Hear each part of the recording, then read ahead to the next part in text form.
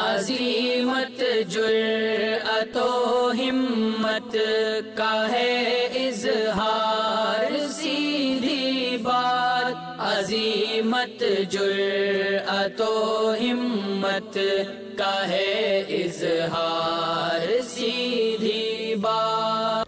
ناظرین گرامی السلام علیکم ورحمۃ اللہ وبرکاتہ۔ سیدھی بات کے تازہ ترین پرائم ٹائم میں آپ لوگوں کا استقبال ہے۔ ناظرین گرامی میں انصار عزیز ندوی اس وقت آپ لوگوں کے سامنے کچھ اہم ترین خبریں، کچھ وائرل ویڈیوز اور کچھ تنقیدی تجزیے لے کر کے حاضر ہوا ہوں۔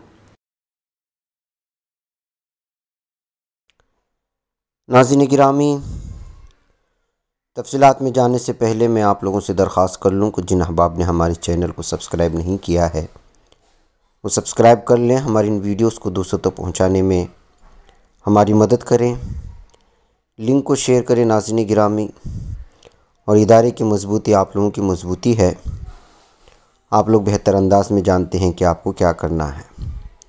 نیچے ساری تفصیلات دی جا رہی ہیں، اس پر آپ اپنی امداد بھیج سکتے ہیں۔ ناظرین گرامی، مسجد کے ائمہ کو نشانہ بنانے کا سلسلہ ختم ہونے کا نام نہیں لے رہا ہے۔ ناظرین، ایک تصویر میں اس وقت آپ لوگوں کے سامنے رکھنا چاہتا ہوں، جبکہ ابھی تک بہت سارے میڈیا میں یہ دکھایا نہیں گیا، جبکہ نیوز کو دبانے کی کوشش ہو رہی ہے، اور میرے پاس بھی زیادہ تفصیلات نہیں ہیں، جو کچھ پہنچی ہے وہ رکھ دوں۔ یہ تصویر جو اس وقت دیکھ رہے ہیں یہ گریٹر نوئیڈا کے دنکور ایریا کی ہے، جہاں پر شرپسند ہندوتوا دہشت گردوں نے امام مسجد پر اور امام کے ساتھ دو مسلمانوں پر جہاں حملہ کیا اور ان کو بری طرح پیٹا، وہیں پر مسجد پر بھی جو ہے پتھراؤ کیا ہے۔ یہ اسی مسجد کی تصویر ہے۔ مزید وجوہات سامنے نہیں آئی ہیں، لیکن ظاہر سی بات ہے کہ آج کل جس انداز میں مساجد کو مسلمانوں کو نشانہ بنایا جا رہا ہے، یہ اسی طرح کے ہندوتوا دہشت گرد ہیں جو گریٹر نوئیڈا جیسے علاقے میں بھی مسلمانوں کو، مسجد کو اور امام مسجد کو نشانہ بنا رہے ہیں۔ بتایا جا رہا ہے کہ اس سلسلے میں جنہوں نے مسجد پر حملہ کیا اور امام کو مارا، دو نوجوانوں کو بھی مارا مسلمانوں کو، اس میں گورو، راجو، امت، دیویندرا، سنیت، ستپال، ونیت، اجے، یہ تمام جو ہے نام ہیں جن کو گرفتار کر لیا گیا ہے، بتایا جا رہا ہے۔ کچھ اور بھی ملزمین ہیں جن کو ابھی اریسٹ کرنا باقی ہے۔ ان دہشت گردوں کی گروپ نے، ہندوتوا گنڈوں کی گروپ نے جو ہے مسجد پر حملہ کیا تھا۔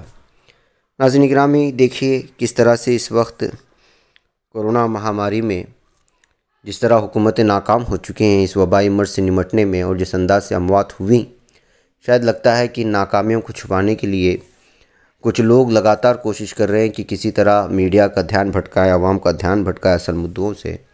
اس کے لیے کہیں مسلمانوں کی ماب لنچنگ ہو رہی ہے، تو کہیں مساجد پر حملہ ہو رہا ہے، امام مسجد پر حملہ ہو رہا ہے۔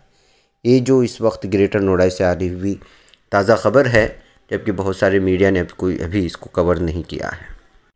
ناظرین گرامی، ادھر آج پاکستان کے گھوٹکی علاقے سے بہت ہی افسوسناک اور بہت ہی خوفناک ٹرین حادثوں کی خبر آئی۔ بتایا جا رہا ہے کہ اس ریلوے حادثے میں، جس میں دو ٹرینیں آپس میں ٹکرا گئی تھیں، 30 مسافر کے قریب جو اس ریکارڈنگ کے وقت تک جو خبر پہنچی وہ ہلاک ہو چکے تھے، اور 40 سے زیادہ مسافر جو ہے زخمی ہو گئے تھے۔ ریلوے حکام کے مطابق حادثے کے بعد اپ اور ڈاؤن ٹریکس پر ٹرینوں کی آمد و رفت روک دی گئی ہے۔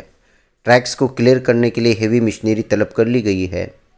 پاکستان فوج کے شعبہ تعلقات عامہ ISPR کے مطابق جائے وقوع پر ریلیف اینڈ ریسکیو آپریشن جاری ہے، جس میں فوج اور رینجرز کے اہلکار حصہ لے رہے ہیں۔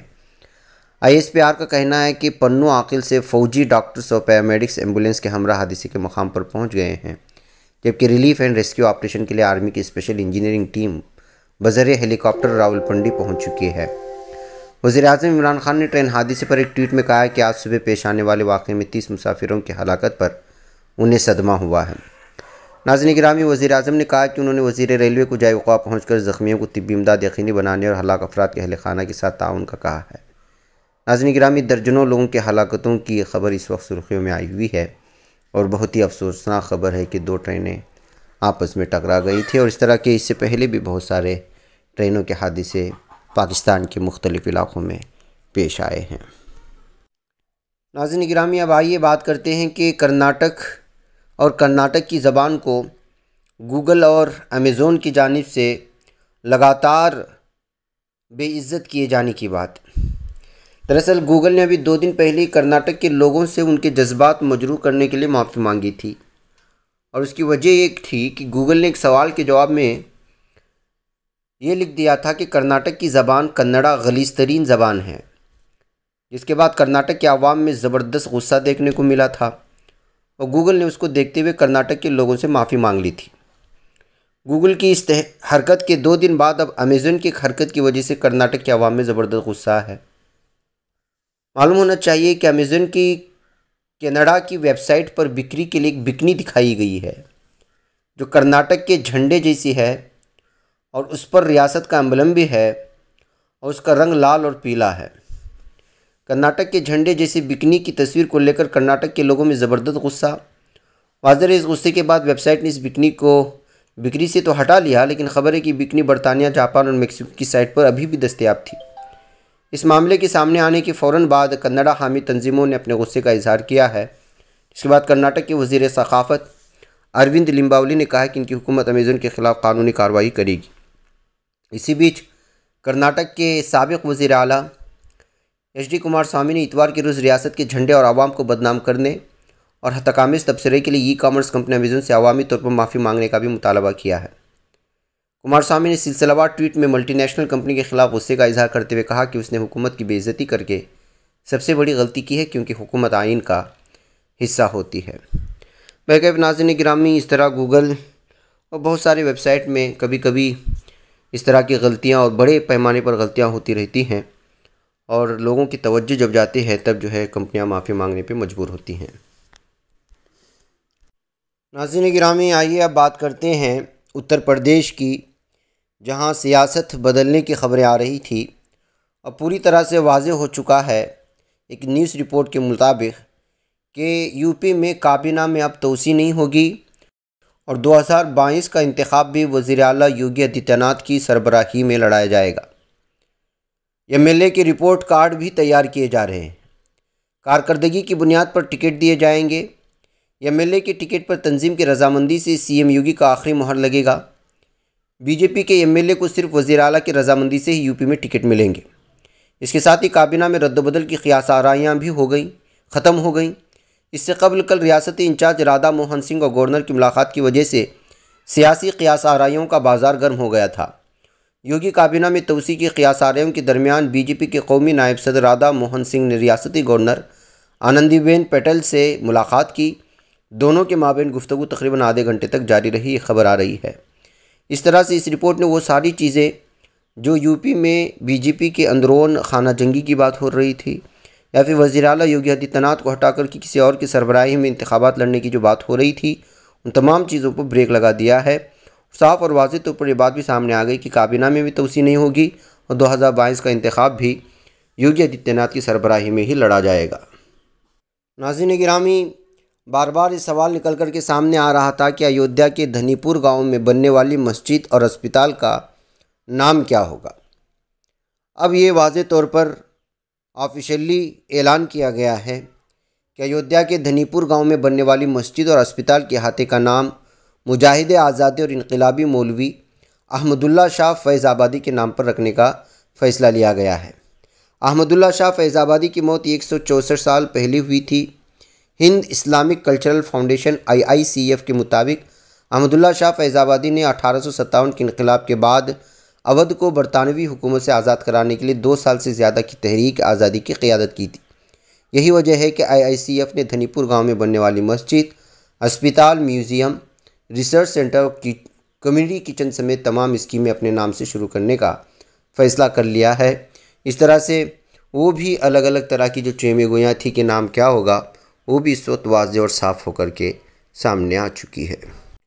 ناظرین گرامی، ادھر سری لنکا میں سیلاب کی وجہ سے ہلاکتوں کی تعداد میں 14 ہونے کی خبریں آ رہی ہیں۔ ملک کے قومی آفات مرکز کی طرف سے جاری کیے گئے بیان کے مطابق 3 جون سے جاری موسلا دھار بارشوں کی وجہ سے یہاں لوگوں کی زندگی درہم برہم ہو چکی تھی اور سیلاب خطرناک شکل اختیار کر چکا تھا، جس میں 14 افراد ہلاک ہو چکے ہیں اب تک، اور 66 افراد کو ڈوبنے سے بچا لیا گیا ہے۔ 2 افراد ابھی تک لاپتہ ہیں۔ آپ کو بتا دیں کہ سیلاب کی وجہ سے 800 کے قریب گھروں کو نقصان پہنچا ہے اور 5000 سے زائد افراد کو محفوظ مقامات کی طرف منتقل کر دیا گیا ہے۔ علاقے کے متعدد مقامات کے لیے لانے لے جانے کے راستے مسدود رہیں اور آفت نے 2,45,000 افراد کو متاثر کر دیا ہے۔ لگاتار موسلا دھار بارش نے سیلابی شکل جو اختیار کی ہے وہ ابھی تک جاری ہے اور لوگ لگاتار متاثر ہوتے جا رہے ہیں۔ ناظرین گرامی، آئیے اب بات کرتے ہیں مقبوضہ بیت المقدس اور فلسطین سے آ رہی ظلم و ستم کی داستانوں کو۔ ظالم دہشت گرد اسرائیلی فوج لگاتار خواتین پر بھی ظلم کرتی نظر آ رہی ہے۔ مقبوضہ بیت المقدس میں احتجاج کرنے والی فلسطینیوں کے خلاف پولیس کی کارروائی جاری ہے، جس کی وجہ سے وہاں پر ایک مرتبہ پھر حالات خراب ہوتے نظر آ رہے ہیں۔ ادھر مقبوضہ بیت المقدس میں اسرائیلی پولیس کی کارروائی جاری ہے۔ اس نے 2 معروف فلسطینی جڑواں بہن بھائی کو قابض حکام کے خلاف احتجاج کی پاداش میں کل یعنی اتوار کو گرفتار کر لیا، جن کی تصاویر اس وقت آپ دیکھ رہے ہیں اسکرین پر۔ یہ دونوں بہن بھائی اسرائیلی پولیس کی کارروائیوں کے خلاف احتجاجی مہم چلائے ہوئے ہیں۔ خبر یہ بھی ہے کہ احتجاج کو دیکھتے ہوئے اسرائیلی پولیس نے بہن مینا الکرد کو رہا کر دیا۔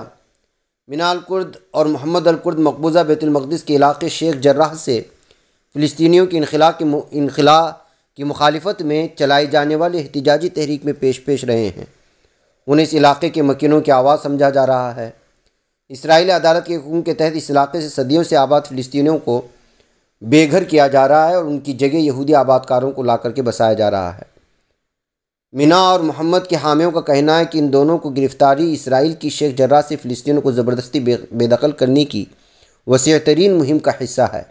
اس مہم کے خلاف سراپا احتجاج فلسطینیوں کی آوازوں کو دبانا چاہتا ہے۔ اس لیے کل بھائی کو گرفتار کرنے کے بہانے گھر پہنچے اور بھائی نہ ملنے کی صورت میں مینا کو اٹھایا، اس کے بعد پھر محمد کو گرفتار کر لیا اور اب تازہ خبر آ رہی ہے کہ مینا کو رہا کر دیا گیا ہے، جبکہ محمد کو ابھی تک جو ہے حراست میں رکھے ہوئے ہیں۔ ناظرین گرامی، آئیے میں چلتے چلتے اس بچے کی بھی تصویر آپ کو دکھاؤں جو دنیا میں آنے کے محض 3 سال بعد 2 بار یتیمی کے صدمے سے جس کو گزرنا پڑا ہے۔ جہاں ناظرین ارض فلسطین میں اسرائیلی ریاستی دہشت گردی کے نتیجے میں ہر طرف جا بجا دکھوں اور آلام کی کہانیاں پھیلی ہوئی ہیں۔ ایک ایسی ہی دکھ بھری داستاں ننھے احمد الیاس کی ہے، جسے دنیا میں آنے کے بعد 3 سال میں 2 بار یتیمی کے صدمے سے گزرنا پڑا۔ تفصیلات کے مطابق احمد الیاس 3 سال قبل پیدا ہوا۔ پیدائش کے دوران اس کی ماں کی سرجری کی گئی، مگر بچی کی پیدائش ماں کے لیے جان لیوا ثابت ہوئی اور وہ تکلیف برداشت نہ کرتے ہوئے احمد کو حالات کے رحم و کرم پر چھوڑتے ہوئے خالق حقیقی سے جا ملی۔ پیدائش کے چند گھنٹے بعد یہ احمد کی ماں چل بسی اور نومولود کی دیکھ بھال کی ذمہ داری اس کی چچی کے کندھوں پر آ پڑی۔ چچی نے ماں کی طرح احمد کو پیار کیا اور بچے کو ایسے لگا کہ جیسے اسے کبھی ماں کی کمی محسوس نہیں ہوئی۔ فلسطین کے علاقے غزہ کی پٹی پر اسرائیلی فوج کی وسطی مئی میں کی جانے والی بمباری کے دوران احمد کے خاندان کے کئی افراد شہید ہو گئے۔ ایسے میں احمد اپنی توتلی زبان میں چچی ہی کو ماما کہہ کر پکارتا ہے۔ غزہ کی پٹی پر اسرائیلی بمباری کے ابتدائی دنوں میں احمد الیاس بہت زیادہ سہم گیا تھا۔ اسرائیلی جنگی جہازوں کی گھن گرج اور بمباری بھاری بموں سے ہونے والی ہیبتناک آوازیں احمد کے لیے بہت خوفناک تھیں۔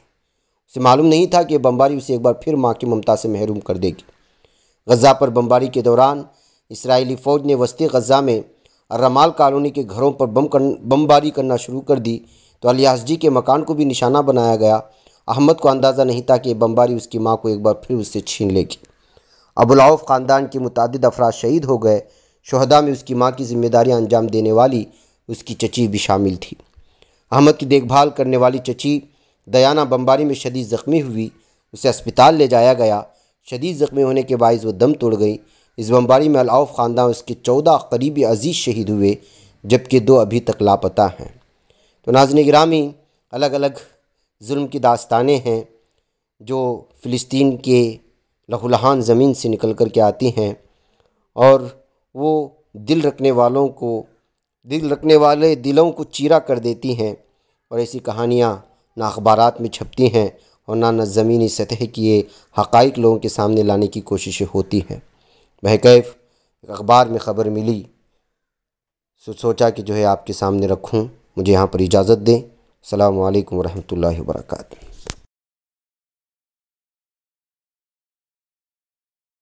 خبر پڑھنے کا تم نے بھی عجب انداز پایا ہے، رواداری کے جذبے نے بھی تم پہ ناز پایا ہے، اسی راہ میں محبت کا حسین اعزاز پایا ہے، تمہیں ہر انجمن میں ہم نے تو ممتاز پایا ہے، تمہیں سے ہے ترقی پر عزیز انصار، سیدھی بات عظیمت جرأت و ہمت کا ہے اظہار، سیدھی بات